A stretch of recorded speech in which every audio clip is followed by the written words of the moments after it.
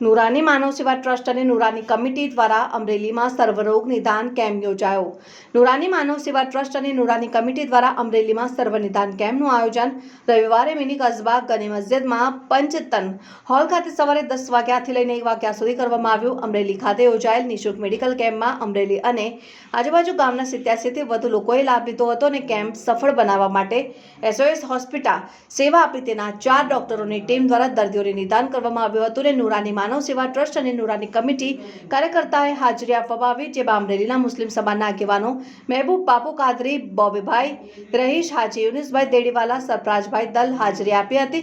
તારીખ 3 ફેબ્રુઆરી 2026ના રોજ અમરેલી ખાતે 80 થી વધારે દર્દી સારવારમાં કેમ્પનો લાભ લીધો હતો અને કાર્યક્રમને સફળ બનાવવા જહેમત ઉઠાવી હતી. સાજિદભાઈ ઓઠા, એવુભાઈ રહીસ, રફીકભાઈ સૈયદ, તનજીદભાઈ ચૌહાણ, અકરમભાઈ મલિક, મુન્ના ખાનભાઈ એમ્બ્યુલન્સ, અફઝલભાઈ કાજીભાઈ અને ડોક્ટરોએ સહયોગીનો નુરાની માનવ સેવા ચેરિટેબલ ટ્રસ્ટ દ્વારા આભાર વ્યક્ત કરી છે. રિપોર્ટર સમીર ખોખર, અમરેલી.